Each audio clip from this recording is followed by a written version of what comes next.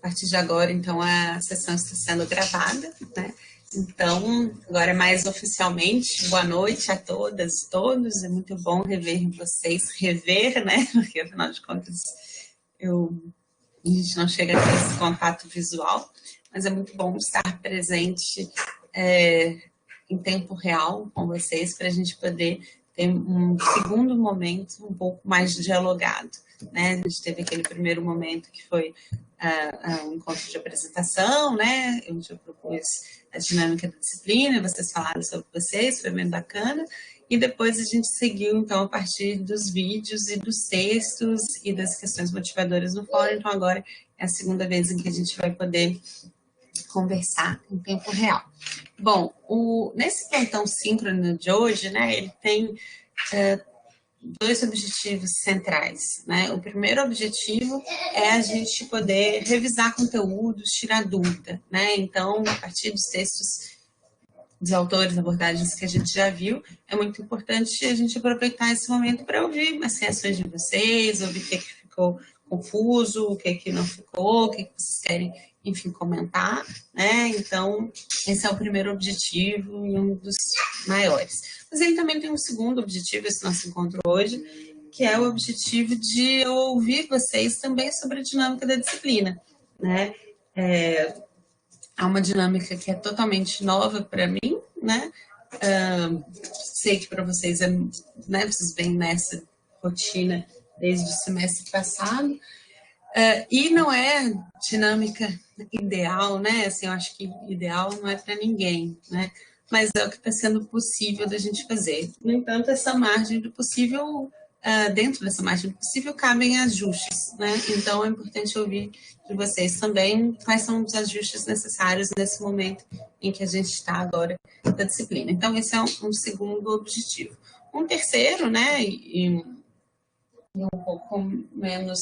A gente não, o terceiro objetivo, né, mais rápido, mas também importante, é a gente planejar os próximos encontros, né? Não apenas a questão dos ajustes, esses que eu mencionei, mas também conversar o que vem pela frente, como que a gente se organiza.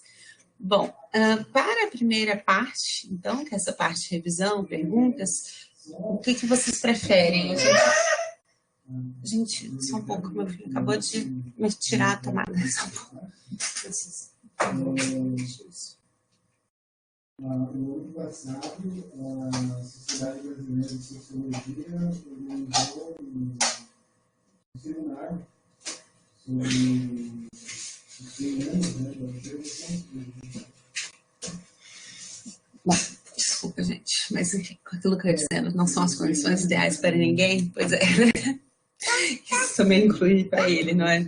É um pouco ideal ele ficar desarmando as tomadas no horário tal, mas enfim, seguimos. O que eu estava dizendo, então, a primeira parte, essa parte de revisão, a gente pode fazer de duas formas. Uma primeira forma seria eu ouvir as dúvidas de vocês e, a partir das dúvidas de vocês, a gente conversar sobre os autores. Ou, se vocês preferirem, a gente pode começar com uma grande revisão, né? Ou seja, eu passaria um pouco sobre todos os conteúdos que a gente viu até agora, e depois dessa grande revisão, né, ou durante essa grande revisão, vocês vão colocando as dúvidas e a gente vai conversando a respeito. O que vocês preferem? Como que vocês preferem que a gente faça? E antes também eu queria consultar vocês sobre qual que é o nosso teto, né? Até que horas que a gente pode ir. Eu pensei inicialmente 1 hora e meia de encontro, né? Então até as 19h40, 20, um pouco mais de 20 horas. Consulta vocês também a respeito desse horário.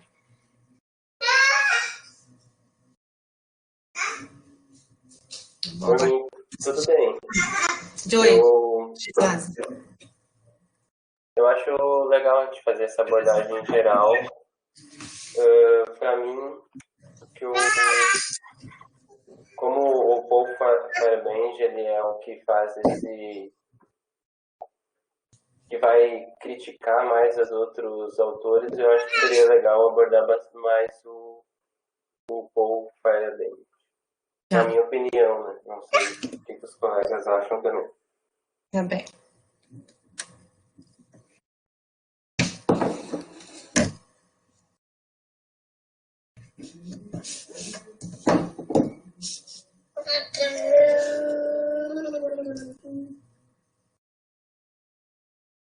Tá bem. Eu acho que eu imaginei, assim, né? Precisaria vocês já estarem com essas dúvidas muito estruturadas para a gente começar por elas. Acho que até seria legal no sentido de poder aproveitar melhor, né? Mas eu já estava imaginando que a gente fosse começar pela revisão, já até deixei meu material aqui separadinho para isso. Bom, então, e vocês não falaram sobre o teto. Esse horário de até no máximo 8 horas, tá bom para vocês?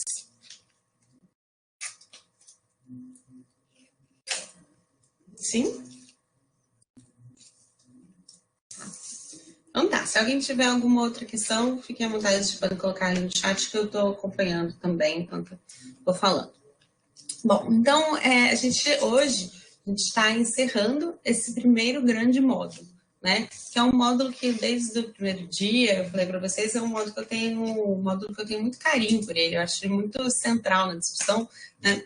E é algo que eu batalhei muito para a gente poder incluir na disciplina de epistemologia das ciências sociais uma parte que é essa parte de epistemologia mais geral, né?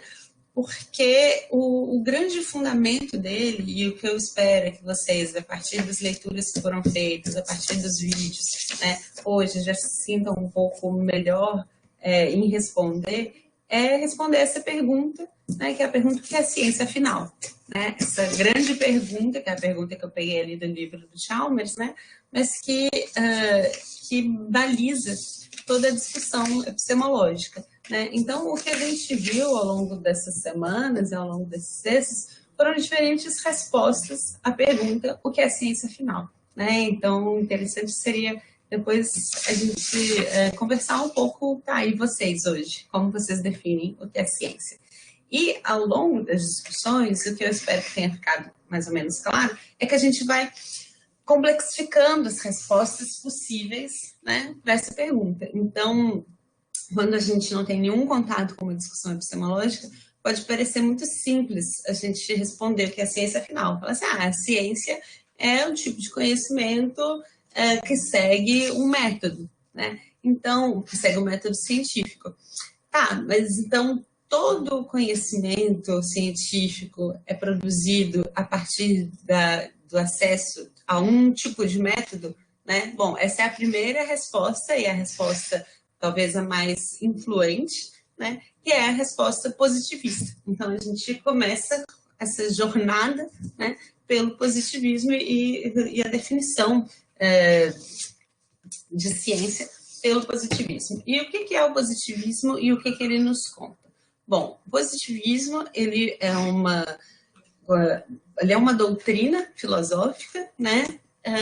E é a doutrina filosófica que se encarregou de sistematizar muito do que hoje a gente, de uma forma assim mais despreocupada, concebe como ciência, né? Uma doutrina filosófica, quem teve a oportunidade de ler o livro, ali o PDF da coleção dos pensadores, né? Talvez tenha visto que, assim, é muito interessante, porque surge muito, é muito ligada à biografia, né, do seu formulador e, claro, seu principal expoente, que é o Augusto Comte, né? E começa como um curso, né? O Comte ele dá um curso de filosofia positiva, né? A partir dali vira mais propriamente uma doutrina, né? Essa doutrina, ela, entre outras coisas, argumenta pela necessidade de se estudar as sociedades de uma forma científica, né? Sem ser entendida nos seus moldes, e é isso que dá origem à sociologia, né? Por isso que a gente fala que o Comte é o grande pai fundador, né, das ciências sociais, da sociologia, né? E no fim da vida do Comte, essa doutrina desemboca inclusive numa religião, né? A gente tem, por exemplo, em Porto Alegre, o templo positivista ali na João Pessoa, né? Provavelmente muitos de vocês conhecem, já estiveram lá. Então, assim, o positivismo são muitas coisas, né? A gente poderia dar uma aula muito longa ou um seminário apenas sobre o positivismo. Mas, enquanto pontos centrais para a gente destacar aqui, o que eu acho importante? Então, ele é muito vinculado à biografia do seu principal expoente, que é o Comte. Quem que é o Comte, né? Auguste Comte é o nome completo. Ele foi um francês, né? Ele nasceu, viveu na França. E em que época que ele nasceu? Ele nasceu em 1798 e morreu em 1857, né? Então, França, 1798. O que é isso? Né? É a França que está recém saindo da sua grande transformação, que é a Revolução Francesa. Né? E a Revolução Francesa, ela, além de transformar profundamente, né, a sociedade francesa, né? Então aqui é a revolução no sentido forte, né? Em outros, acho que no vídeo do Kuhn eu brinquei com vocês que, bom, revolução hoje a gente usa para, sei lá, um novo refrigerador é uma revolução no conceito de geladeira, né? A gente usa revolução para qualquer coisa. Mas tem algumas revoluções, são revoluções no sentido forte, né? A Revolução Francesa é uma revolução no sentido forte de transformar radicalmente as bases que estruturam, né, que estruturavam aquela sociedade, né? E passar por isso deve ser um processo assim, completamente enlouquecedor mesmo, né? Porque tudo aquilo que, como diz a frase que ficou muito famosa do Marx, né? Tudo que é sólido desmancha no ar, né? Essa é a sensação de viver uma revolução, né? Tudo que parecia sólido de repente parece desmanchar no ar. A Revolução Francesa causou isso, mas não apenas na França. A Revolução Francesa tem essa, né, essa característica, mas a Revolução Francesa ela é um dos principais marcos da modernidade, né, desse período, desse grande período histórico, que é o período que, em princípio, a gente se encontra até hoje. Aí a gente tem, né, algumas discussões contemporâneas sobre isso, mas que seria o nascimento, né, claro que não sozinho, claro que não da noite para o dia, né, todas essas ponderações possíveis, mas seria um dos grandes marcos do surgimento da modernidade. Bom, por que eu digo tudo isso? Né? Porque o positivismo expressa tudo isso também. Né? Então, o que é a modernidade, né, em linhas muito gerais? É esse grande momento histórico que sucede ao fruto do Renascimento, do Iluminismo, né, que sucede ao período medieval e que tem alguns pressupostos, né? De novo, nunca da noite para o dia, são séculos que fazem essas transformações acontecerem, né? Mas dentro dos pressupostos, um dos mais centrais é a transformação justamente do protagonismo a respeito de quem detém o conhecimento na sociedade e qual o lugar do conhecimento na sociedade. Então, com o surgimento, né, do iluminismo, com o surgimento da modernidade, a gente tem, por exemplo, o surgimento de categorias como o indivíduo, né? E o indivíduo, pouco a pouco, nesse processo, vai se tornando um indivíduo pensante, né? Um indivíduo capaz de produzir conhecimento. Né? Tá ali a famosa frase do Descartes, né? Penso logo existo, que é fundar no indivíduo, no sujeito, a capacidade de conhecer. O Comte, fruto disso tudo, vivendo o espírito do tempo, né? Vivendo nesse contexto, e aí, enfim, teria outras coisas de biografia dele para entrar, mas não vamos mencionar agora, para a gente ter mais outras abordagens ainda hoje, mas vivendo essas transformações na sociedade europeia, ele começa, então, a conceber, a analisar essas transformações da sociedade europeia, comparar com transformações, né, de outras sociedades, e a partir dali ele formula uma grande interpretação analítica a respeito de como se dá o progresso das sociedades, né? E o diagnóstico que ele faz é que a sociedade europeia do início do século XIX, né, que é o período onde ele está vendo, né, 1798, logo 1800, né, século XIX, o que ele identifica? É que há uma substituição de uma sociedade teológico-militar por uma sociedade científico-industrial. O que a gente está entendendo com isso? Né? O que é uma sociedade teológico-militar? Ele está falando da sociedade medieval, né? Na qual o grande centro produtor de conhecimento, né, e conhecimento com estatuto de verdade, né, são as igrejas. É a igreja. né? Quem já viu aqueles filmes como O Nome da Rosa, por exemplo, mostra isso muito bem. São os monastérios, os conventos que têm as grandes bibliotecas, né? Pouquíssimas pessoas sabem ler, né? Quem sabe ler são justamente os teólogos, as pessoas que estão preocupadas com a explicação religiosa, né? O conhecimento, portanto, ele é muito mediado por uma instituição que é a igreja, né? E a garantia desse status quo se dá na base da força militar, né? Então também tem os cavaleiros, tem as grandes guerras, etc. O que o Conte diagnostica? Que a sociedade pós o período medieval, a sociedade moderna, ela desloca isso para uma sociedade científica industrial. Então, o grande polo propulsor do conhecimento não é mais a igreja, mas é a ciência, né? São as comunidades científicas, né? E a garantia, né, dessa ordem se dá pelo desenvolvimento industrial, né? E o progresso, a expansão, né, em vez de ser a expansão imperialista com bases militares, seria a expansão a partir do controle industrial. Então, esse é um dos principais diagnósticos do Comte, né? Essa substituição de uma sociedade teológico-militar pela sociedade científica industrial.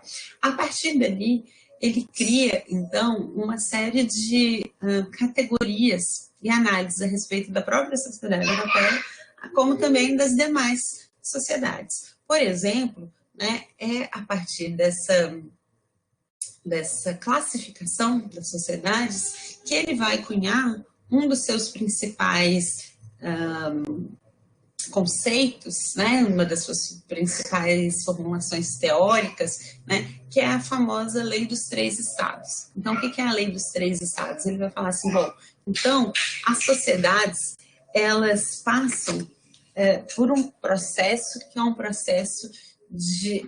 ele vai criar, na verdade, uma escala etapista, né, ou seja, vai organizar etapas de desenvolvimento das sociedades, né, de progresso das sociedades. E vai, portanto, utilizar essa escala para classificar as diferentes sociedades possíveis, né? E são os pilares dessa classificação são os três estados que ele menciona. Ele vai falar assim, bom, então a melhor forma de identificar em qual estágio de desenvolvimento encontra-se uma sociedade é a partir da identificação de onde está a sua capacidade de produção de conhecimento. Ele vai colocar na capacidade de produzir conhecimento a respeito do mundo o marco definidor do estado evolutivo de uma certa sociedade, né?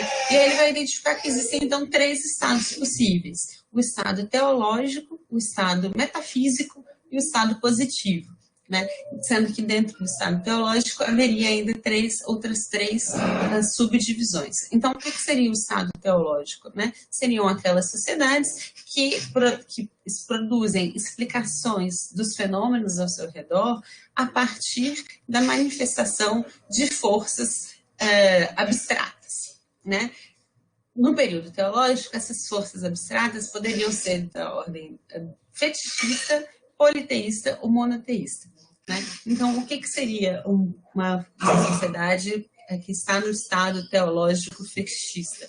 Seria a sociedade que produz explicações dos fenômenos, atribuindo agência, né, a gente pode dizer, mas atribuindo atribuindo a explicação mesmo às entidades da natureza. Então, o estado fetichista seria por exemplo, uma sociedade que explica... Bom, a gente teve uma enchente porque o rio ficou bravo com uma determinada situação. Contextualizando de novo, lembra que a gente está falando, né, de uma francês no início do século XIX, ou seja, já após invasão, né, descoberta da América, já tem contatos com as cidades ameríndias, né, já tem pós-mercantilismo, né, assim, pós a expansão além-mar da sociedade europeia. Então, é a partir de todos esses exemplos que ele está criando a sua categorização. Então, ele vai falar o estado mais basilar, o estado mais primitivo de uma sociedade humano, é quando ela produz conhecimento atribuindo a razão dos fenômenos às forças da natureza, seria o estado teológico fetichista. Menos basilar, um pouco mais desenvolvida, são as sociedades politeístas, né? Que como a sociedade politeísta, que a explicação dos fenômenos se dá por vários deuses. Então, não é o rio que quis, né, ficar bravo, se revoltar, mas é o deus do rio, né, o deus responsável pelo rio, e tem o deus responsável pela colheita, tem o deus responsável. Então, seria uma sociedade um pouco mais desenvolvida, mas ainda no estado primitivo. E depois a sociedade mais desenvolvida dentro do estado teológico seria a sociedade monoteísta, né? Então, a explicação dos fenômenos se dá porque um único Deus quis, né? Deus ficou bravo, por isso a colheita foi ruim. Após esse estado teológico, a evolução da sociedade levaria para o estado metafísico. Qual que é o estado metafísico? Seria no qual as explicações dos fenômenos se dão por entidades abstratas, ou seja, a natureza seria a fonte de explicações, né? Seria, segundo Comte, um momento em que a sociedade europeia estava vivenciando naquele momento, né? Então, é quando se buscam entender as leis da natureza, atribuindo à natureza, então, caráter explicativo. E ele defende que se deve ir para um estado posterior, que é o estado positivo, né, no qual só fossem realizadas afirmações positivas, no sentido de que são afirmações, né, mas cujo principal objetivo não é estabelecer explicação, ou seja, não é entender como o mundo funciona, no sentido de estabelecer relações de causalidade, né, mas o principal objetivo de um conhecimento positivo é fixar relações regulares, ou seja, é entender se A, então B. Então, o objetivo não é entender a explicação ou entender a causa e efeito, mas é muito mais entender a correlação. Aquelas pessoas entre vocês que já fizeram estatística provavelmente já viram esse debate entre causalidade e correlação, né? Então, correlação não implica causalidade, ou seja, perceber que dois fenômenos andam juntos não significa que um é causa e o outro é efeito, né? Até, inclusive, tem muita piada sobre isso, não sei se vocês já viram um site que chama... Tem alguns sites, né, que fazem exemplos de correlações espúrias, vocês já viram? Né? O que são correlações espúrias? É mostrar dois fenômenos que andam juntos e que, na verdade, não tem nada em comum, né? Então, eles fazem exemplos super engraçados, por exemplo, tem um que, não sei, se alguém já conhecer esse site, pode colocar aqui no chat ou comentar aqui no chat. Mas tem uns muito divertidos, assim, por exemplo, eu já vi uma vez que era cada vez que o Nicolas Cage é protagonista de um filme acontece uma nova guerra, sabe? Umas coisas realmente espúrias, no sentido de que não tem nada a ver, mas olha o gráfico, as coisas andam juntinhas, né? Exatamente, Isadora, exatamente, o tipo do Nicolas Cage, né? Então, esse tipo de piadinha, né, é para sacanear com o fato de que correlação não implica causalidade, né? O Comte estava interessado nas correlações, né? Ele não estava interessado na causalidade. E aí, por isso que tem todo aquele comentário que a gente fez, que eu, se não me engano, mencionei nos vídeos, né, que o conhecimento positivo, então assim, o cara está saindo da Revolução Francesa, está saindo de ficar sem chão, né, dessa sensação de que tudo que é sólido desmancha no ar, né? E o que ele está preocupado, então, é em criar um conhecimento que possa tornar os fenômenos sociais mais previsíveis, né? Então, o objetivo não é conhecer como uma forma de encantamento do mundo. Muito pelo contrário, o conhecimento deve ser o mais desencantado possível, né? Então, a gente não descobre, diferentemente dos primeiros cientistas ali do Renascimento, não é por um deslumbramento diante do mundo, né? Mas é ao contrário, é por uma objetivação do mundo, né? Que faz, e por isso, então, não interessa assim, qual é a causa, qual é o efeito. Interessa saber o que anda junto, né? Para que se possa prever. E a necessidade de prever é que se possa controlar, né? Então, é conhecer para prever. Esse é o grande objetivo do conhecimento na ciência positiva, né? No estado positivo. E é isso que o Comte defende com a sua doutrina, né? A necessidade depois eu clico ali. Se for o que eu estou pensando, tem uns ótimos, assim, é realmente muito divertido, né? Então, esse conhecimento que serve para prever, que serve para controlar, que serve para antecipar.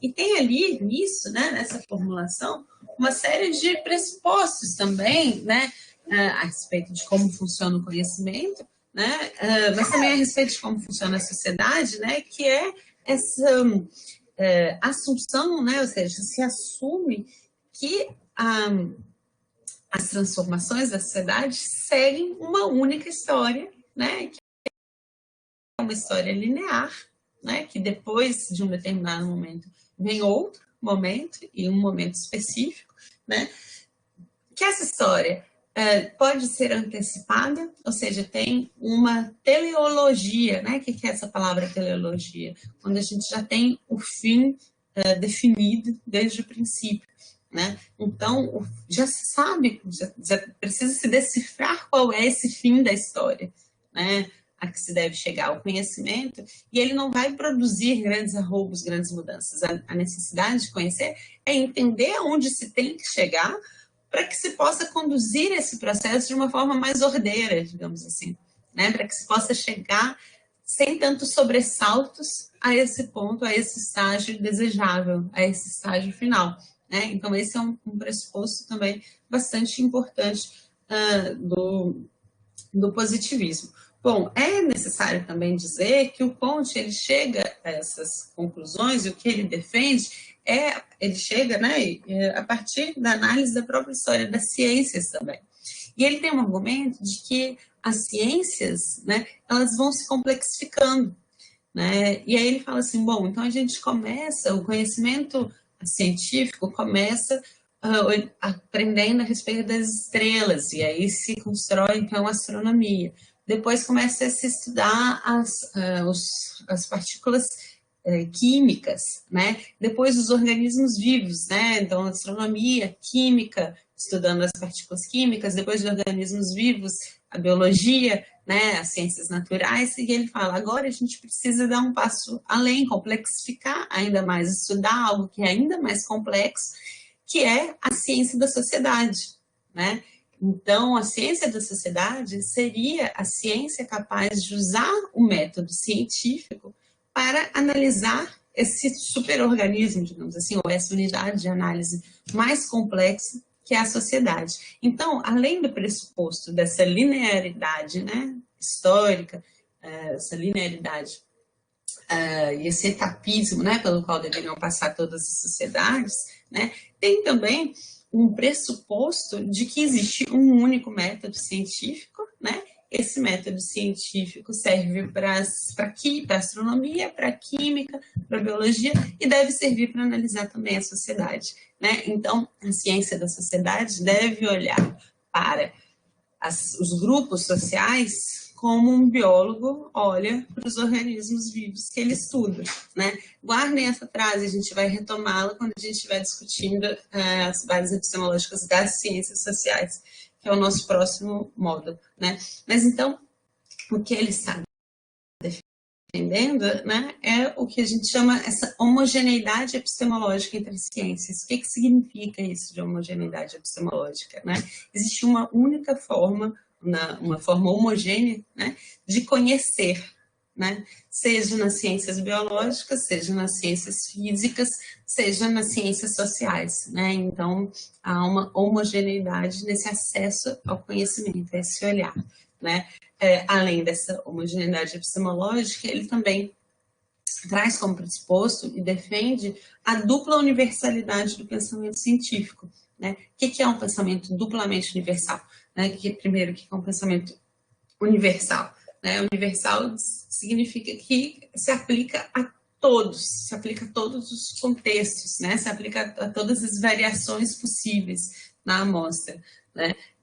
E por que o positivismo defende, né, ou prega, a gente pode dizer, essa dupla universalidade de pensamento científico, porque ela vai dizer que o pensamento científico deve ser universal, só existe uma única ciência, né, que é a ciência ocidental, né? Então, a régua pela qual ele mede todas as outras sociedades é a sociedade europeia, e essa régua, então, tem no seu centro a produção de conhecimento científico, tal qual os desenvolvimentos, né, da ciência europeia. Então, a ciência ocidental deve ser única, é a única ciência existente no mundo e deve valer em qualquer lugar do mundo, ou seja, o que se conhece por meio do conhecimento científico apregoado, né, na ciência ocidental, é válido sobre o mundo todo, né?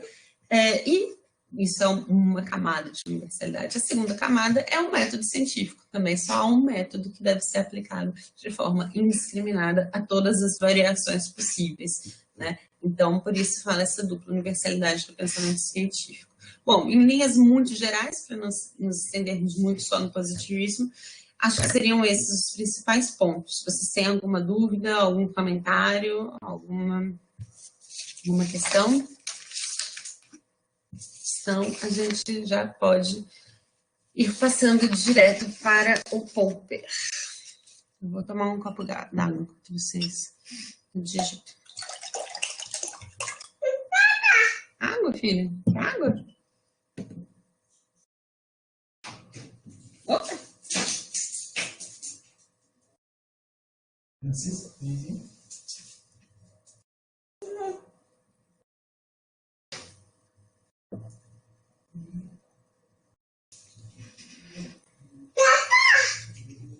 Vai, Mayara, eu vou gravar, ela está sendo gravada, né? Aí quando o mconf deixar disponível, porque o mconf leva uns dias para processar. Aí quando o mconf deixar disponível, eu subo essa aula para o Moodle também. Tá bem? Bom, então se ninguém colocou nenhuma questão a respeito do Comte, eu passo para o Popper. Bom, como eu já disse, o positivismo ele foi extremamente influente, né? É a doutrina, é a interpretação sobre a ciência mais influente possível, né? E o Comte formulou isso, né, ao longo do século XIX, né? Isso foi sendo experimentado de diferentes formas, debatido, né, de diferentes formas e ampliando então a sua capacidade de sua disseminação mesmo, né, entre os praticantes. Quando o século XX começa, né, para mim é ontem, não sei para vocês, mas para mim eu tenho dificuldade em falar que a gente não vive mais no século XX. Enfim, comentário de velha aqui, né? Mas enfim, só um minutinho, a gente vai ter que resolver uma questão. Ele tá entendendo. Deixa ele passar.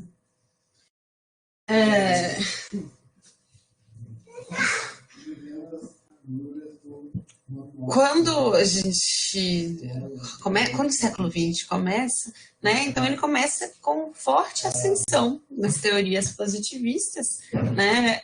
E o positivismo, dentro dos seus pressupostos, né? Ele tem na sua base um empirismo muito evidente, né?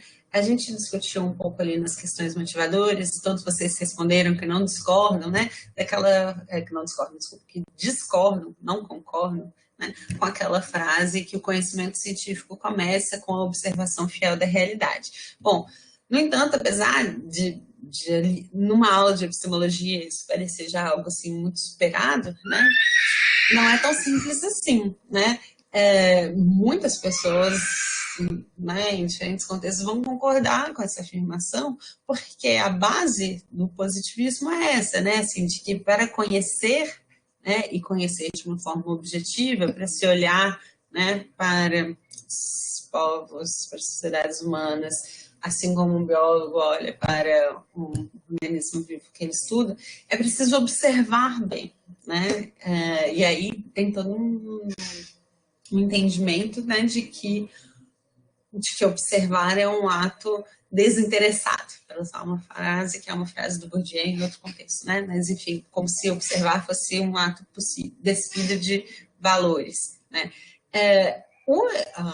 Esse pressuposto é a base do empirismo. O que é o empirismo? É a concepção, é o método, né, a forma de produção de conhecimento que assume que é a partir da experimentação, né, que a gente vai produzir um conhecimento novo. Né? Então, o século XX começa com as teorias empiristas sendo as mais vigentes, né, o positivismo sendo muito vigente, o conhecimento científico tendo estatuto de verdade, né, ou seja, se é cientificamente comprovado, então é verdade, né? E aí o grande problema epistemológico do início do século se torna, então, né, sendo a ciência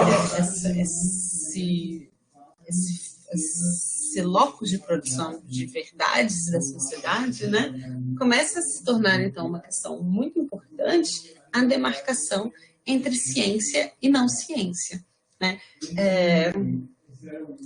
Essa separação entre ciência e não ciência é a base mesmo do surgimento da epistemologia. Né? Vocês vão se lembrar que eu falei que a epistemologia, a ideia de uma episteme, surge em oposição à mera opinião, que é a doxa. Então, se coloca, então, como chave para a epistemologia demarcar a separação entre ciência e não ciência. Só que essa demarcação, como eu estava dizendo bem no início desse encontro de hoje, ela não é tão simples assim, né? Tem muitas dificuldades para a gente traçar essa linha entre o que é ciência e o que não é ciência, né? Como que a gente pode resumir essas dificuldades? Né? A primeira é que quando a gente está produzindo conhecimento, né, a partir de experimentos científicos, a gente está passando de um ato privado para um conhecimento público. Né? Ou seja, os experimentos, isso é tudo discussão das ciências duras, né? Ciências biológicas, química, física, né? A gente não está entrando ainda nas ciências não experimentais, como as ciências humanas. Né?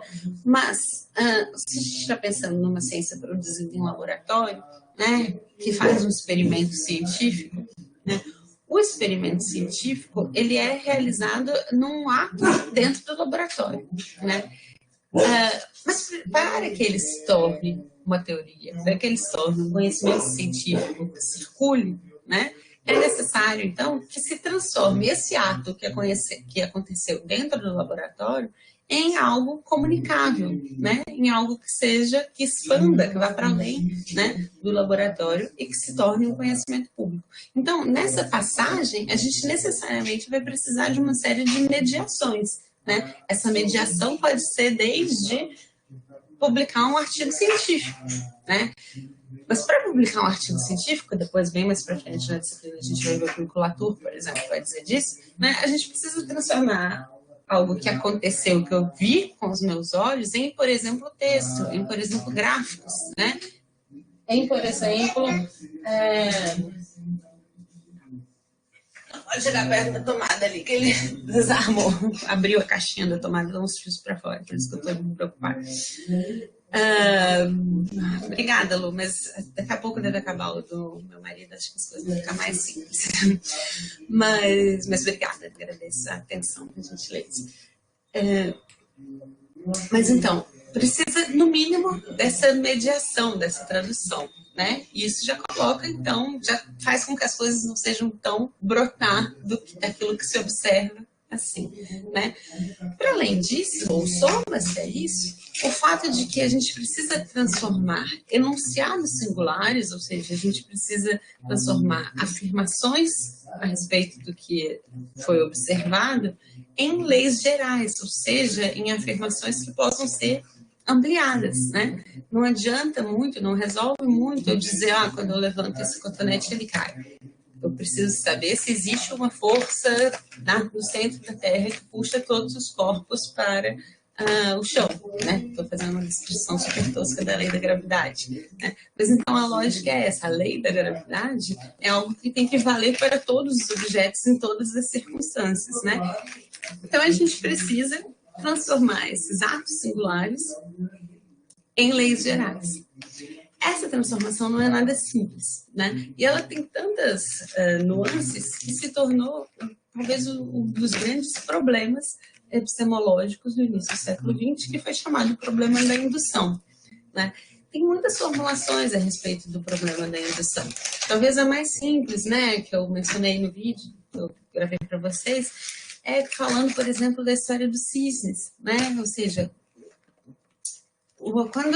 durante muito tempo se acreditou que só existiam cisnes brancos, né? Porque todos os cisnes brancos observados, todos os cisnes que eram observados, que já haviam sido descritos, observados no mundo, eram cisnes brancos. Então, a afirmação todos os cisnes do mundo são brancos poderia ser considerada uma lei universal. Até que, no entanto, muito tempo depois, se identificou na Austrália a presença de cisnes negros. Por que essa questão tão trivial dos cisnes pode exemplificar bem o chamado problema da indução?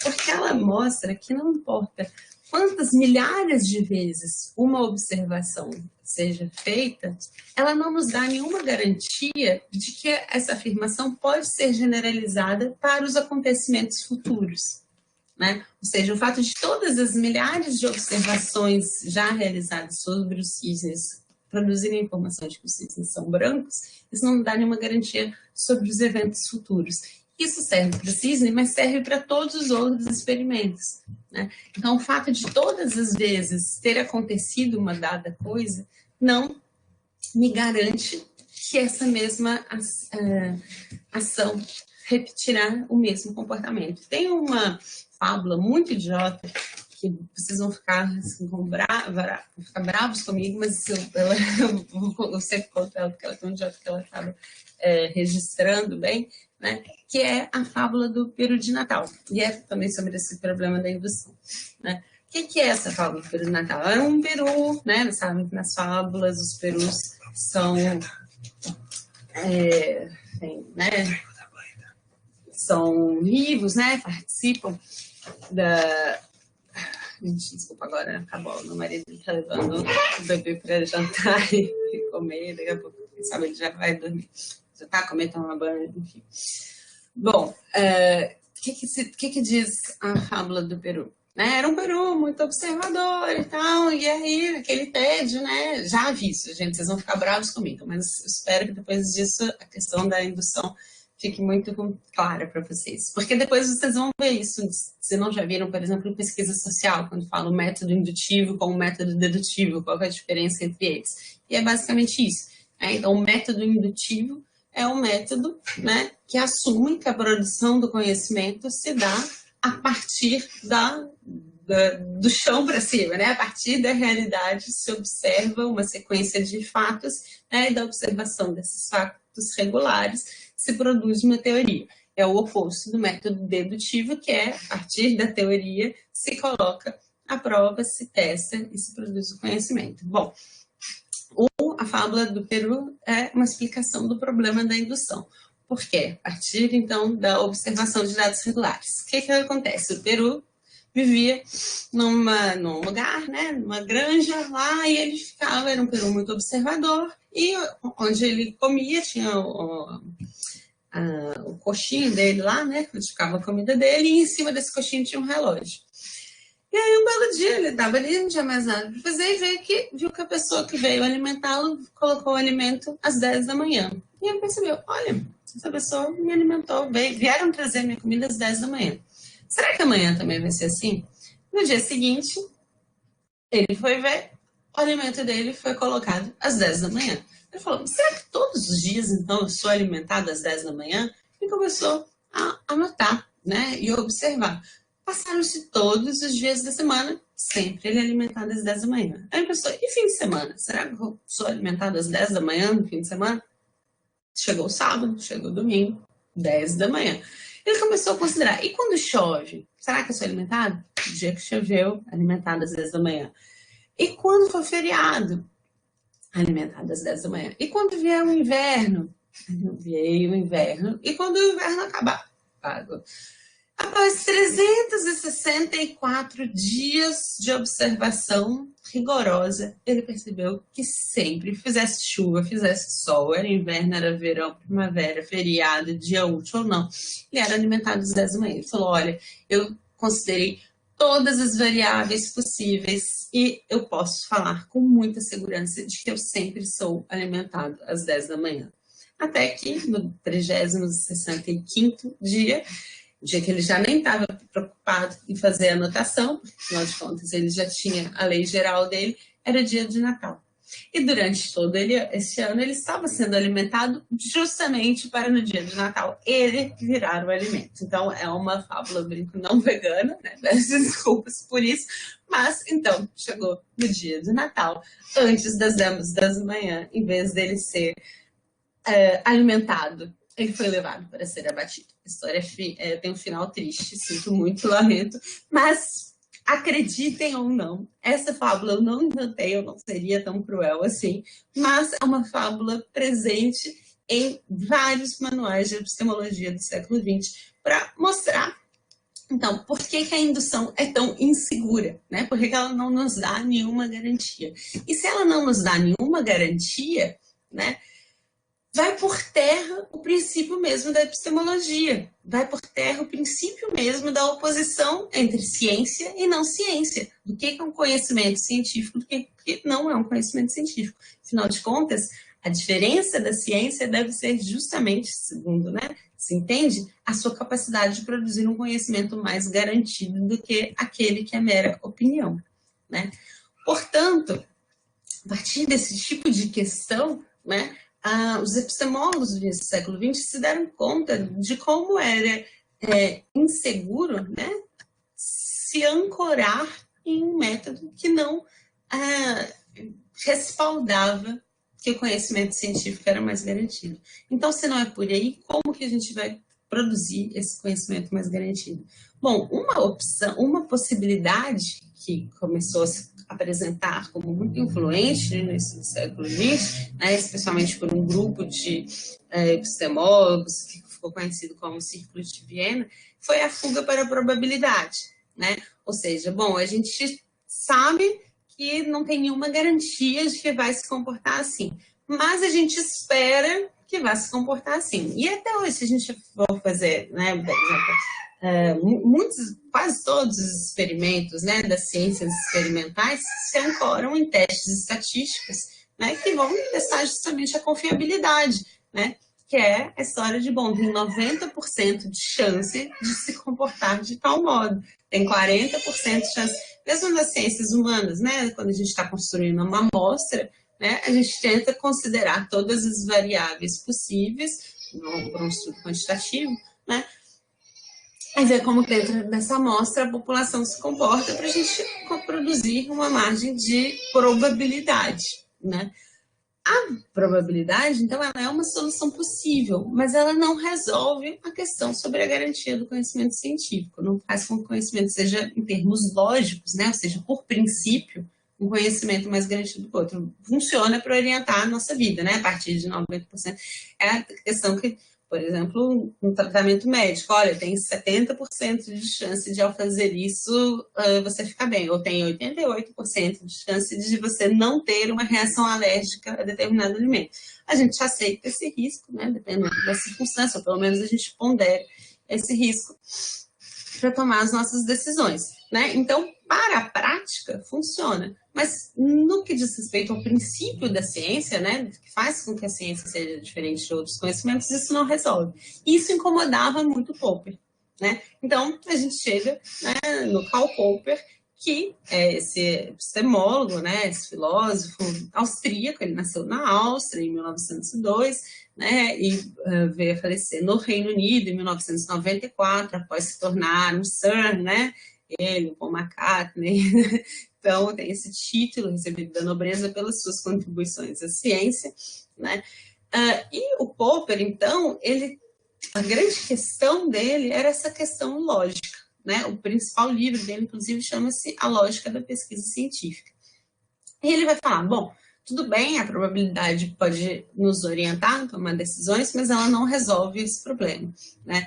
E aí, encucado com isso, ele começa a se dar conta de que na indução, né, existe uma grande assimetria. E qual que é a assimetria? Ele vai falar assim, olha, 1.849.000 infinitas observações afirmativas não nos garantem nada, não nos garantem que a próxima afirmação, que a próxima ação vai repetir as afirmações anteriores. Mas basta uma afirmação negativa, ou seja, basta a gente observar um cisne negro para que a gente saiba que a afirmação todos os cisnes são negros, são brancos, ela é falsa. Ou seja, qual que é o grande pulo do gato dele? Ele vai falar, a afirmação negativa, ou seja, quando a gente erra, a gente aprende mais, o erro nos dá mais garantias do que o acerto. Quando a gente erra, a gente tem certeza do que está errado. E ao ter certeza do que está errado, a gente pode descartar uma explicação. Então, a gente descarta uma explicação, a gente avança um pouco no conhecimento, porque a gente já sabe o que não é. Quando a gente já sabe o que não é, a gente está mais próximo de conhecer o que realmente é. A partir dessa assimetria entre o erro e a verdade, ele vai formular, então, o famoso princípio da refutabilidade. Ele vai falar, o que nos dá garantia é a possibilidade de refutar alguma coisa, e não a afirmação sobre aquilo, né? Então, então, o que é esse princípio da refutabilidade? Ele vai falar, a ciência progride a partir da capacidade de produzir afirmações que sejam passíveis de serem refutadas. O progresso da ciência se dá no ato de refutar e, com isso, descartar as explicações que não são explicações que não se confirmam, né?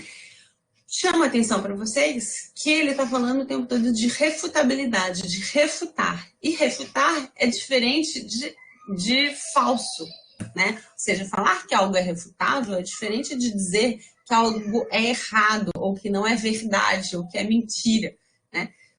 Então, ele está deslocando a questão. Não se trata mais, as afirmações científicas não tratam mais, ou melhor, não operam na chave do que é verdadeiro ou é falso, mas elas operam na chave do que pode ser refutado, e do que pode ser corroborado, do que pode ser confirmado, né? Portanto, a refutabilidade não se relaciona com a veracidade. E é por aqui que ele vai resolver o problema da demarcação. Então, a gente traça essa linha fina demarcando o que é ciência do que não é ciência a partir do princípio da refutabilidade, ou seja, é ciência aquilo que pode ser refutado. Então, é um deslocamento muito interessante, porque deixa de ser ciência aquilo que é verdade, porque essa verdade a gente nunca vai ter garantias, mas passa a ser ciência aquilo que pode ser refutado, aquilo que pode ser colocado a testes, né? Agora, então isso é a grande sacada dele para resolver o problema da demarcação. Só que só o erro também não vai surgir do nada. Então, só a capacidade de refutar não garante. E aí, ele soma a capacidade de refutar, a capacidade de imaginar as conjecturas, né? Por isso que o texto que eu sugeri a leitura para vocês foi o texto Conjecturas e Refutações, né? E aí, o que ele vai dizer? Congelado, né? Mas acho que eu voltei agora. O que ele vai dizer? As teorias científicas não surgem de observação, elas não brotam da observação, mas de invenções de cientistas. Os cientistas precisam conjecturar, né? Precisam imaginar, precisam inventar explicações, né? E as observações sempre são informadas por teorias, ou seja, as observações, elas sempre são possíveis de serem feitas dentro de um horizonte de expectativas. É porque eu tenho uma expectativa sobre como algo funciona que eu posso formular uma hipótese e testar essa hipótese, né? Então, ele vai dizer que a ciência é caracterizada por uma atitude crítica, né? E não por uma atitude dogmática, por isso que ele é considerado um racionalista crítico, né? Então, ele formula uma explicação racional sobre como a ciência funciona, né? E a ciência é fundada, então, por essa lógica, por essa racionalidade, que deve ser o tempo todo crítica, né? Ou seja, aquelas afirmações que não podem ser testadas, que eu não posso submetê-las a teste, são afirmações dogmáticas, né? Isso não é ciência, isso pode ser qualquer outra forma de conhecimento, pode ser uma forma de conhecimento válido, só não é ciência, né? A ciência não, está o tempo todo se aprimorando a partir de novos testes. E aí tem aquelas outras frases, né, que eu coloquei no vídeo para vocês, que a gente adota adota a teoria que é mais apta ao nosso alcance, né? Então ele dá uma situacionalidade também para a ciência, né? Ou seja, não é a teoria que a gente aceita, não é nem a ciência, desculpa, não é nem a teoria a verdadeira, nem tampouco a definitiva, né? Ela é transitória, faz parte da ciência que ela seja transitória, né? A ciência progride por tentativa e erro, né? O erro faz parte da produção científica, e ele vai dizer aquela questão de que o progresso da ciência se dá, então, a partir de um problema, se constata um problema, né? A partir dessa constatação do problema se formulam hipóteses, e essas hipóteses são colocadas a testes. A partir de testes, a gente pode refutar, então, não é aquilo, portanto, eu já sei, né, que essa explicação não me leva a lugar nenhum, ou eu posso corroborar, né? Reafirmando, corroborar é diferente de comprovar, né? Ou seja, o que é uma coisa que é corroborada é algo que resistiu aos testes, né? Não que seja verdadeiro ou que seja definitivo, como o verbo comprovar induziria, né? E a partir da corroboração eu posso produzir uma teoria que vai ser sujeita a novos testes, né? Então, isso vocês veem o quanto que o Popper ele é influente na forma como a gente faz, por exemplo, nossos projetos de pesquisa. Tem hipóteses, né? A gente nunca, num artigo científico, a gente vai falar isso comprova, né? Quem comprova é o juiz, né? O processo penal pode comprovar alguma coisa, né? Numa pesquisa científica, a gente vai corroborar os dados, né? A gente vai formular hipóteses, como eu já disse. E, sobretudo, a gente precisa ter uma teoria, uma postura crítica, né? E aí tem uma série de críticas ao fato de ser uma postura extremamente racionalista, uma postura unicamente ancorada pela lógica. A gente já está quase chegando no nosso teto, estou falando muito devagar, acho que também estou um pouco dispersa com essa questão, esse ambiente doméstico aqui, mas eu pergunto se vocês têm dúvidas sobre o Popper, quais perguntas, questões.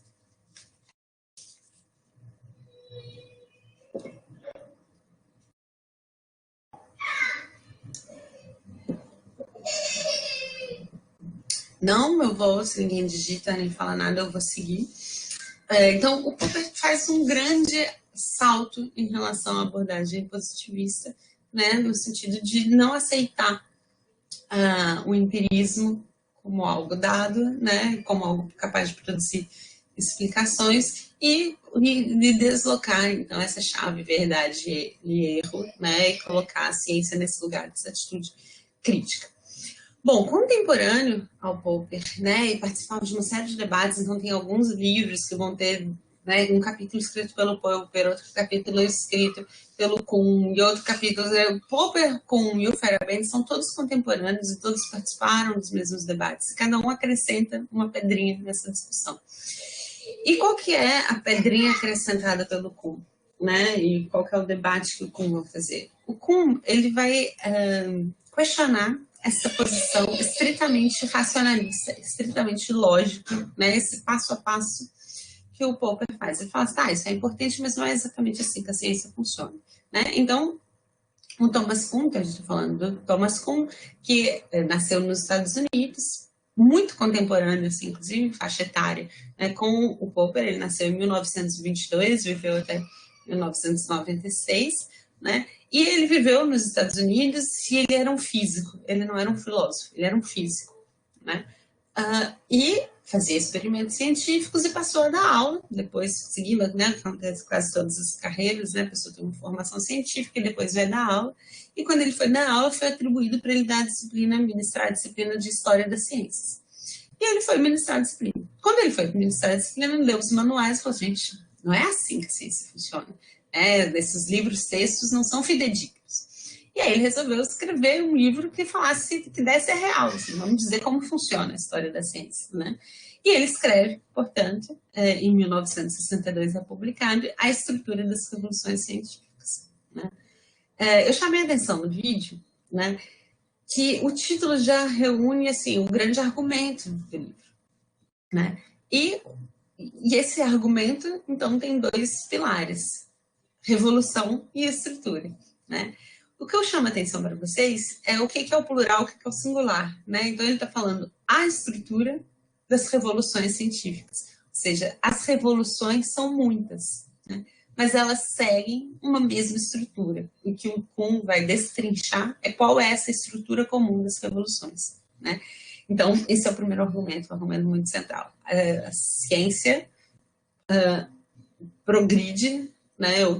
As dinâmicas científicas são marcadas por grandes revoluções, né? De novo, né, revolução no sentido forte, né? Então ele publicou em 1962, num período de Guerra Fria, ameaça comunista pairando no ar, ele escreve sobre revolução, né? Então pensem o quanto que isso é a intensidade da transformação a que ele está se referindo, né? É nível Revolução Francesa. Por quê? Ele é físico. O que ele está pensando? Na física do século XX, que passou por uma grande revolução, né? A gente saiu da física newtoniana, clássica, que explica o movimento, né? Para a teoria geral da relatividade, né? E depois, para explicações junto, né? Teoria um pouco depois, mas vem a somar com a teoria geral da relatividade, a física quântica. Ou seja, as explicações quânticas e as explicações da física newtoniana são incompatíveis. Isso é muito importante vocês terem em mente para entender o que ele está explicando como paradigma e como revolução, ou seja, é esse nível de transformação, né? Então, revoluções. Só com isso, ele já está jogando por terra qualquer concepção linear do conhecimento científico, porque é isso. Física quântica, ela não vem somar camadas à explicação newtoniana. Não, a física quântica está aqui, loucona, e a física mecânica está aqui, né? Então, elas não têm ponto comum. Elas estão falando de coisas diferentes, em escalas diferentes, né? As regras são diferentes, né? Então, não tem nada de eu coloquei um tijolinho, depois veio outro, colocou outro tijolinho, e assim vai se erigindo o grande muro do conhecimento. Não, uma coisa é uma coisa, outra coisa é outra coisa, né? Então, isso é muito importante para a gente entender esse conceito de revolução. Mas o que ele vai dizer é que tá, então são essas revoluções, a ciência, portanto, não é linear, não é contínua, uma coisa não tem nada a ver com a outra, né? Mas o que tem em comum é uma mesma estrutura. E de que é feita essa estrutura? É o argumento dele. Ele vai falar assim, bom, a maior parte da ciência, quase sempre, o que cientistas estão fazendo é ciência normal. E o que é ciência normal? É a ciência do dia a dia, né? A ciência das teses, das dissertações, das pesquisas de iniciação científica, a ciência que as pessoas estão fazendo todo dia, que é pegar um conceito e ver como ele se aplica em determinada circunstância. Se eu testei uma variável, eu vou testar a outra. Ou seja, você está brilhando ali arestas de uma teoria que é uma teoria que já está consolidada, utilizando instrumentos que já estão consolidados, metodologias que estão consolidadas, e vai acrescentando uma coisinha ali, aí sim, tijolinho aqui, tijolinho aqui. Ele chama essa fase de ciência normal como uma fase em que se está havendo a resolução de quebra-cabeças. E essa metáfora do quebra-cabeça também é muito boa. Porque o que é um quebra-cabeça, né? Eu falei isso no vídeo. Quando a gente ganha um quebra-cabeça, né, a gente tem uma caixa com as peças dentro e um desenho, né? Então, eu tenho aquelas peças ali embaralhadas que eu não sei como as coisas vão se encaixar, mas eu sei o que eu espero, que é, por exemplo, o desenho da caixa. Tem na caixa ali o desenho de um castelo. Eu sei que aquelas peças devem se encaixar de tal modo que eu vou depois chegar no castelo. Então, eu já tenho as peças definidas e eu já tenho aonde eu vou chegar definido, né? Isso, para ele, é a ciência normal. E aí vão se resolvendo os quebra-cabeças, vão se encaixando as pecinhas, as coisas vão ganhando sentido. E vou falar, quando a gente está trabalhando, resolvendo esses quebra-cabeças, né? O quebra-cabeça, as peças, a caixa, o desenho, tudo isso junto, o fato das pessoas estarem enxergando, quem sabe se você coloca isso aqui, está perto, está longe, né? Tudo isso junto é o grande paradigma científico daquela ciência naquele dado momento. Então, ele defende, o Kuhn, ele introduz a noção de paradigma. Paradigma era uma palavra que na língua inglesa estava muito esquecida, né? Não era muito utilizada, diferentemente de hoje, em que a gente usa paradigma para tudo, e principalmente quebra de paradigma para tudo, né? Mas ele usa essa palavra, não era o que aconteceu na época, ele saca do dicionário essa palavra para definir, então, esse momento de consenso, né, na prática científica, né? Então, dentro de um paradigma, vão se resolvendo quebra-cabeças. Mas, nessa prática cotidiana de uma comunidade científica específica, eventualmente vão acontecendo anomalias, né? O que são as anomalias? São as coisas que não se encaixam bem, que não estão se comportando conforme as expectativas, né? E eu falo, bom, acontece uma anomalia ali, a coisa fica mais ou menos mal resolvida, de repente passa a acontecer outra aqui, outra acolá, e as anomalias vão se somando a tal ponto, né, que começa a acontecer uma crise. Então, o que é uma crise? Quando o paradigma vigente, ou seja, aqueles consensos estabelecidos dentro de uma determinada comunidade científica, não dão conta mais de resolver os problemas que estão acontecendo interno àquela comunidade de praticantes. Aí ele fala, quando existe uma crise, há a possibilidade, há a margem aberta para que haja uma revolução científica dentro daquela comunidade de praticantes. Ou seja, quando um paradigma não atende mais, né, às expectativas, há a possibilidade de surgir, então, uma nova explicação, mas um novo paradigma, e esse novo paradigma muda toda a forma com a qual se trabalha. Então, quando se mudam de paradigma, se mudam os instrumentos utilizados, mudam-se as perguntas possíveis, mudam as respostas possíveis, muda tudo quando se muda de um paradigma a outro. E aí, após uma revolução, a gente tem uma fase de ciência normal, e esse seria o ciclo da pesquisa científica. Bom, então, o que é muito forte aqui é essa ideia de que a prática científica ela é organizada por paradigmas. E o que são esses paradigmas? São essas realizações científicas universalmente reconhecidas que, durante algum tempo, fornecem problemas e soluções modelares para uma comunidade de praticantes, de uma determinada ciência. O que a gente tem aqui nessa definição de paradigma? Que os paradigmas, então, eles fornecem os problemas e as soluções modelares, exemplares, então são as perguntas possíveis e assim como as respostas possíveis, né? Eles são transitórios por algum tempo, né? E o paradigma é válido dentro de uma comunidade de praticantes. Então, a física vai ter seus paradigmas, a química vai ter outros paradigmas, a biologia vão ter outros paradigmas, né? E essa noção de comunidade é importante porque a revolução ela só acontece quando um paradigma é rompido e substituído pelo outro. E o paradigma, algo só se torna um paradigma quando ele é universalmente reconhecido. Ou seja, quando as pessoas nem precisam questionar aquilo, né? Então, sobre um paradigma, as pessoas não vão perguntar se a gente está trabalhando sobre, vamos tratar a lei da gravidade, simplificando toscamente, né? Se eu tratar a lei da gravidade como paradigma, eu não vou fazer perguntas sobre a gravidade, eu vou fazer perguntas sobre a velocidade com que a coisa cai. Mas que a coisa vai cair já é um pressuposto, já é um paradigma, né? Então, tem vários pontos que a gente pode comentar aqui. Que eu acho que eu reforcei bastante no vídeo, é o fato de que, então, o conhecimento científico ele é um conhecimento produzido em comunidade, independente dessa relação, dependente dessa relação entre diferentes praticantes, né? Uma segunda coisa é a dimensão da incomensurabilidade entre um paradigma e outro. Então, como uma coisa não tem nada a ver com a outra, dois paradigmas não são comparáveis. Eu não tenho como comparar a física clássica com a física quântica.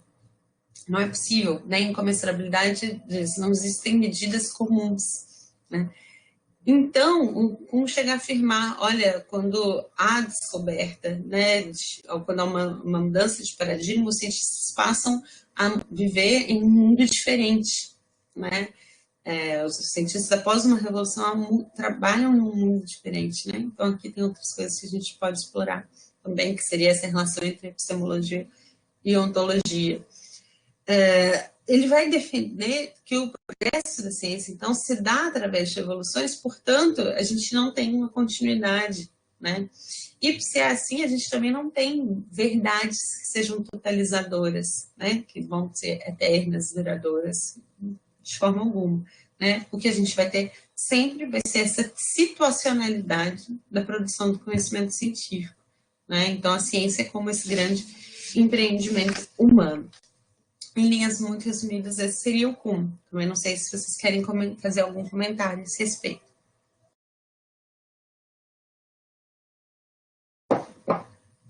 Acho que vocês estão cansados já também, né, dessa falação. Bom, por fim, só para do lado eu tinha falado para a gente se dedicar um pouco mais, contemporâneos ao Kuhn e ao Popper, a gente tem o Paul Feyerabend. Com sua obra, né, principalmente o Paul Feyerabend tem publicou vários livros, vários deles muito interessantes, mas sem dúvida a mais marcante, né, a mais dramática também, é o livro Contra o Método. Né? Eu contei para vocês que o Contra o Método originalmente foi escrito para ser um livro a 4 mãos, ou seja, era para ser um livro escrito pelo Paul Feyerabend e pelo seu colega contemporâneo também, que é o Henri Lakatos. Né? O Henri Lakatos era um húngaro, né, matemático e filósofo, e o Lakatos, ele vivia nos Estados Unidos, assim como o Feyerabend, e ele era um defensor da abordagem popperiana. Ele também era considerado um racionalista crítico.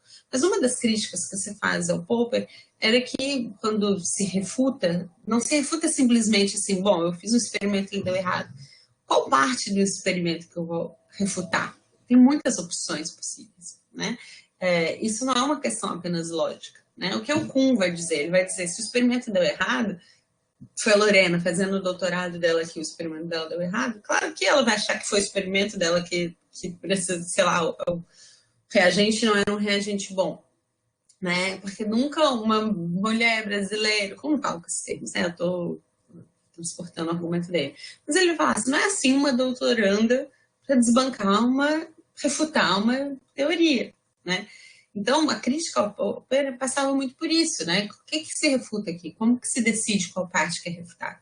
E o Lakatos tentava salvar o Popper, né? Salvar essa discussão dizendo, olha, a gente não refuta hipóteses, mas são programas de pesquisa. Enfim, tem uma heurística positiva e negativa, etc. Então, o Lakatos era um racionalista crítico. E o Feyerabend pensou assim, bom, a gente escreve um livro juntos, eu dou uma carregada na tinta contra o racionalismo e você vai lá e defende, no fim das contas o livro vai ficar equilibrado. Né? Então ele mesmo fala que algumas afirmações dele são muito radicais porque são para provocar o amigo. Mas o amigo faleceu antes do livro vir a ser publicado, então foi publicado só com a parte contra o método. E de fato tem frases muito contundentes. O que eu quero chamar a atenção para vocês? Que a grande questão para o Feyerabend, né, se o Kuhn estava querendo mostrar como o conhecimento científico ele é produzido dentro da comunidade científica, né, ele é um empreendimento humano nesse sentido, para o Lakatos, para o Feyerabend enfatiza que ele é produzido em sociedade e dentro de relações de poder. Né? Ele vai jogar muita luz para as relações de poder que perpassam a produção do conhecimento científico. Né? E, para fazer isso, né, ele vai falar assim, não tem o que sustenta o estatuto hierarquicamente superior do conhecimento científico em relação a outras formas de conhecimento, não é a sua capacidade de ser mais garantido do que outros, porque o conhecimento não é o científico, a ciência não é mais garantida do que outras formas de conhecimento. Né? E aí, talvez o principal argumento dele, né, para além dessa questão política, é mostrar a irracionalidade do conhecimento científico.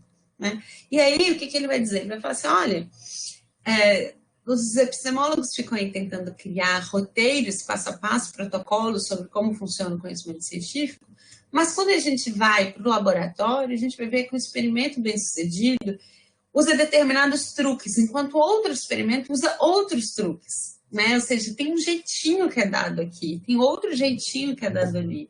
Né? Tem pesquisa que chega a termo porque o pesquisador sonhou com tal coisa. Outra porque aconteceu um acidente, né? Tipo assim, a história de como foi descoberta a penicilina, porque a placa de Petri ficou esquecida no laboratório. Né? Tem uma série de histórias assim. Então ele vai mostrar a ciência ela é muito mais, tem essa frase dele, né? A ciência ela é muito mais descuidada e irracional do que sua imagem metodológica. Né? Só que isso não aparece porque tem um momento que é o momento da descoberta científica e outro momento que é posterior a ele, que é o momento da justificação, que é quando se reconstrói o que aconteceu. E no momento da justificação se constrói essa narrativa de forma a deixá-la muito mais organizada e com uma aparência muito mais racional do que de fato é, né? Então, não existe uma fórmula, não existe o conhecimento científico, ele não é feito de garantias, né? Ele não é mais garantido do que as outras formas de conhecimento. Portanto, ele não deve ser hierarquicamente superior às outras formas de conhecimento, né? E é fundamental, sendo assim, se ele não é mais garantido, se ele não deve ser hierarquicamente superior, ele também não deve se impor sobre os demais, no sentido de, a partir do conhecimento científico, se definir como os outros povos devem viver, né? Então, ele acena também para a necessidade de se aumentar a participação de leigos na produção do conhecimento científico. Ele vai falar, o público pode participar da discussão científica sem atrapalhar os caminhos para o sucesso, pois não existem esses caminhos para o sucesso. Isso é muito próximo do que a gente hoje tem algumas experiências, por exemplo, de ciência cidadã, né? Ou de coisas que, por exemplo, no início dos anos 2000, aqui no Brasil, tinha toda uma discussão sobre as sementes transgênicas, né? E aí, o que era a discussão? Era, bom, semente transgênica, desenvolvida no laboratório, né? Mas os efeitos do uso de semente transgênica vão se dar sobre, por exemplo, uma comunidade de agricultores, né, que não vai poder replantar mais a sua mesma semente, né? A semente transgênica tem que ser comprada ano a ano. Então, esses agricultores devem participar sobre a discussão pública a respeito da autorização ou não do uso de transgênicos, né? É mais ou menos nessa pegada, a pegada do Feyerabend, né? Agora, ali nas questões motivadoras, eu vi que suscitou nas respostas de vocês muitas dúvidas. Eu perguntei se isso era um relativismo epistemológico, né? Porque ele vai falar assim, bom, tudo vale na pesquisa científica, né?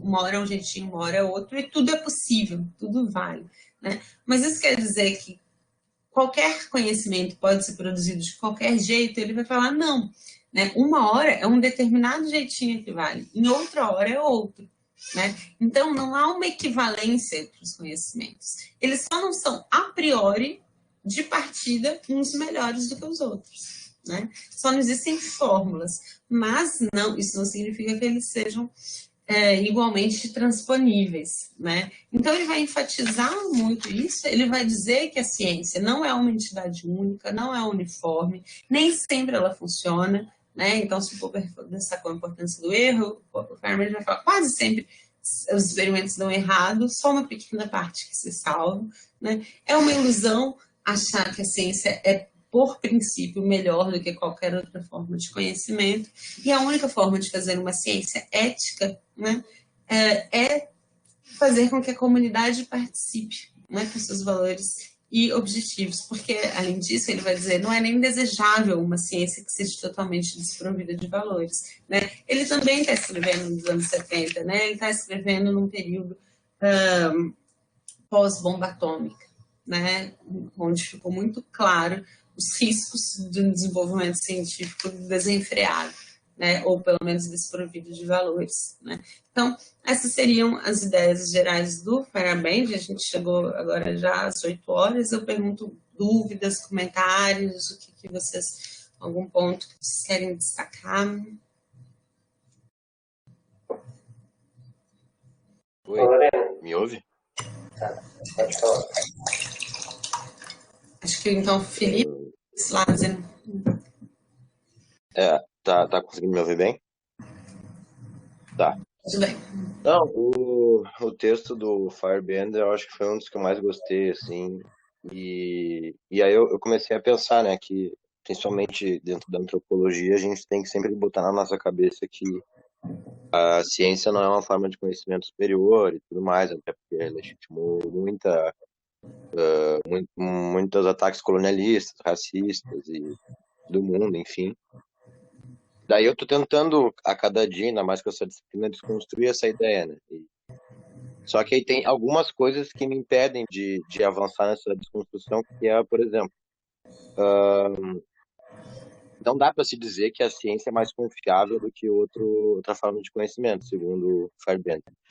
Mas, pegando o exemplo agora da vacina, por exemplo, como é que eu vou confiar totalmente sei lá, num ritual, por exemplo, em vez de tomar vacina e eu não vou pegar o vírus? Eu não sei, esse tipo de coisa que eu fico tentando saber como é que se desvia disso para conseguir desconstruir mais essa noção. Pois é, Felipe. Essa questão é uma questão muito chave, porque assim, a gente está falando de afirmações que são feitas em relação, né? Ou seja, a partir de uma certa, de um certo arranjo das relações de poder, né? O contexto, o lugar da ciência hoje é um lugar muito diferente desse lugar contra o qual o Feyerabend falou, né?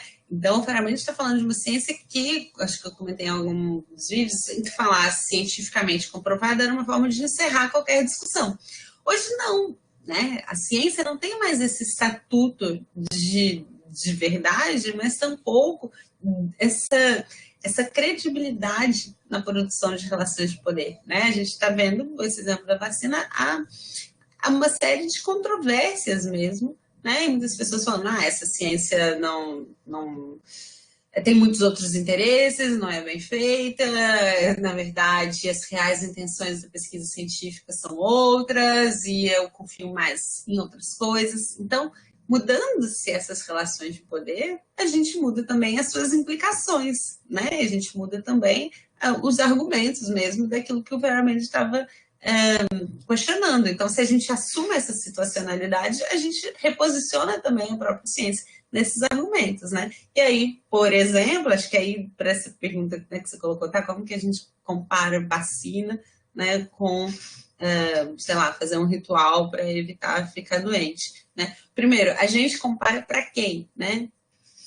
Qual o lugar desse a gente compara, né? É o Estado, né? Ou você os grupos, né? Então eu decido quem vai tomar a vacina, né? Ou as pessoas devem ter a possibilidade de escolherem se elas vão tomar a vacina ou não, em que circunstâncias, né? Um dos pressupostos, por exemplo, dessa iniciativa de ciência cidadã é que as pessoas sejam informadas, né?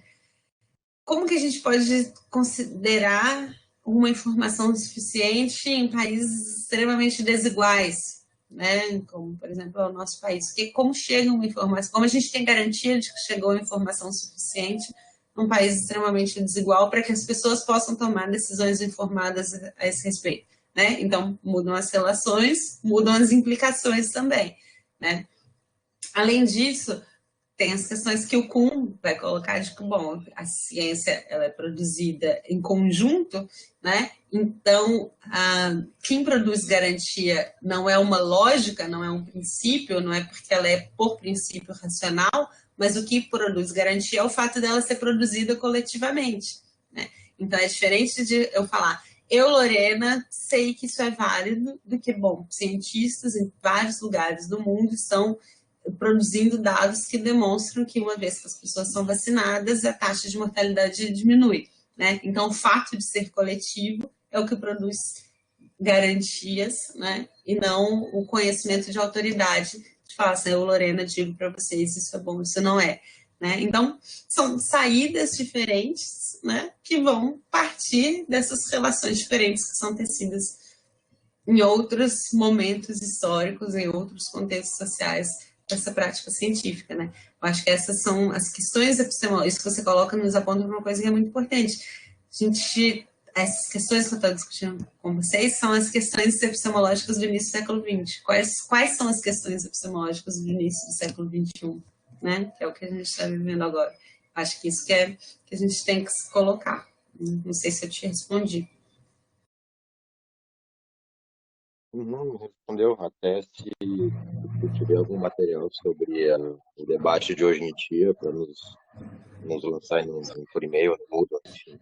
Legal, legal, pode deixar. Muito obrigado. Compartilho, imagina, feliz com o interesse. Lázaro, eu queria comentar.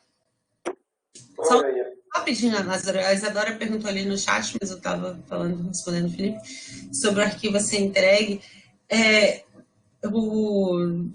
sim, era para ser entregue até hoje, às 23 horas, né? Como poucas pessoas participaram, poucas pessoas entregaram, eu vou estender o prazo, eu mando para todo mundo por mensagem, estendendo mais uns dias essa entrega.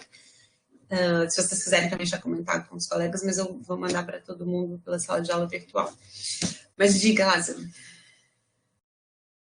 Não, eu ia só falar sobre essa revolução científica nas ciências sociais. A gente vive um processo de juntar um pouquinho daqui, do positivismo, daí depois passa por uma crítica, daí depois a gente cria um novo paradigma ali, mas ele tem um pouquinho de trás, e daí assim vai indo. A gente está numa modernidade reflexiva, eu acho que seria isso.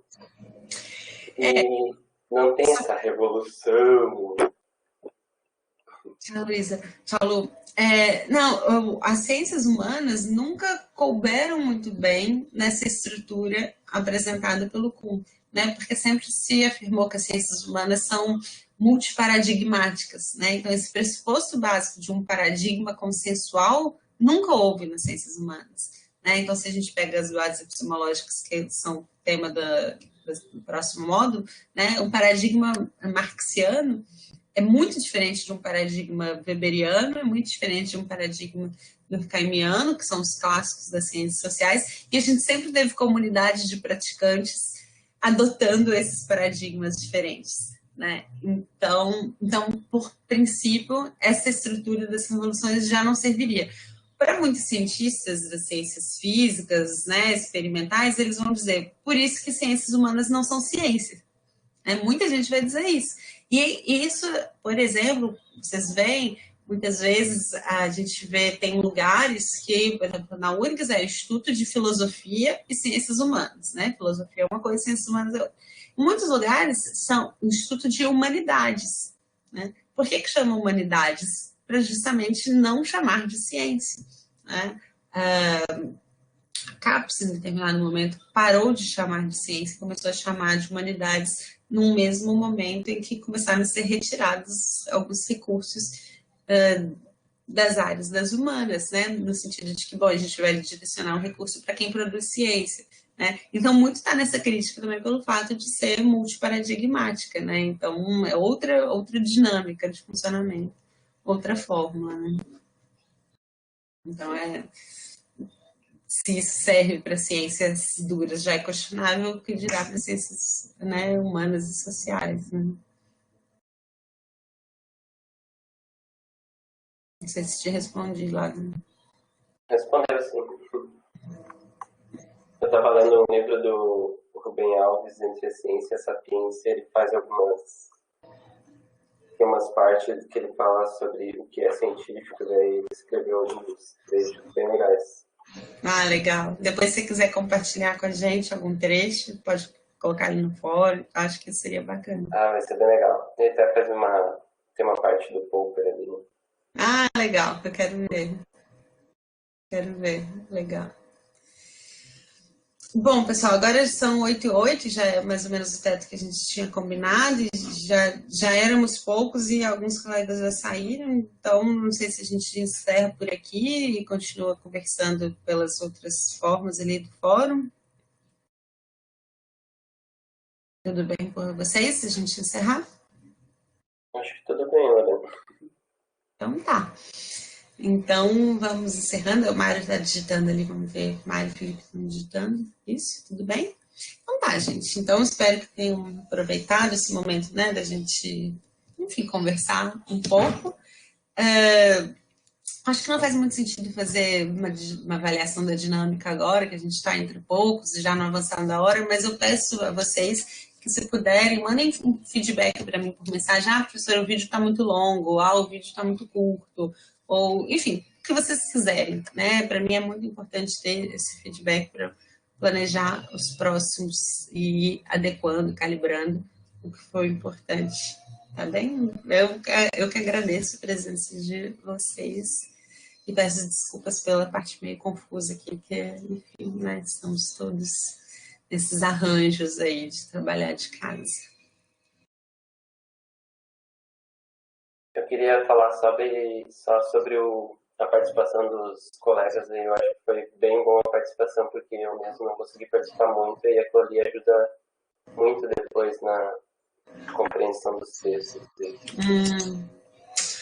Pois é bem importante mesmo. E, de toda forma, eu vou né, deixar o vídeo. Espero que o restante da turma possa ver o vídeo. E, enfim, a gente vai adequando também. Tudo bem? Então tá, eu vou encerrar, gente. Vou encerrar aqui a gravação. E fiquem bem à vontade mesmo para me escrever, mandarem mensagem. A gente vai conversando, certo? Abraços, então. Vou desligar.